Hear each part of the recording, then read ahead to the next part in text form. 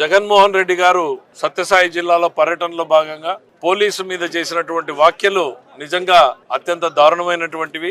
ఆ రకమైనటువంటి భాషని ఒక మాజీ ముఖ్యమంత్రి స్థాయిలో మాట్లాడడము అనంటే ఆయన సంస్కారం ఏంటి అనేటువంటిది అర్థమవుతా ఉంది.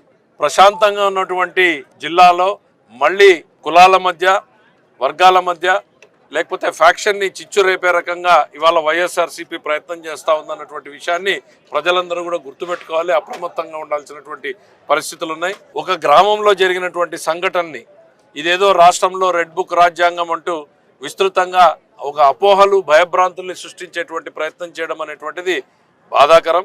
ఇవాళ చంద్రబాబు నాయుడు గారు రాజకీయ కక్ష సాధింపులు లేకుండా ప్రశాంతంగా రాజ్యాంగబద్ధమైనటువంటి పాలన ఇస్తున్నారు. తప్పు చేసిన వాళ్ళు ఎవరైనా ఉంటే వాళ్ళ మీద చట్ట ప్రకారంగానే యాక్షన్లు తీసుకోవడం జరుగుతూ ఉంది. ఈ రోజు ఎవరి మీద కేసులు పెడితే కేసులు విచారించి తప్ప కాదా అని చెప్పడానికి కోర్టులు ఉన్నాయి.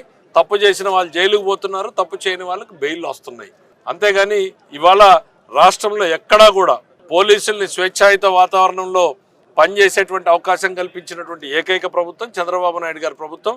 జగన్ గారి పర్యటనలు రాజకీయంగా తన అస్తిత్వాన్ని కాపాడుకోవడం కోసం కులాల మధ్య, ప్రాంతాల మధ్య, లేకపోతే ఫ్యాక్షన్ని రెచ్చగొట్టేటువంటి వ్యాఖ్యలు చేయడం అనేటువంటిది సరైనది కాదు.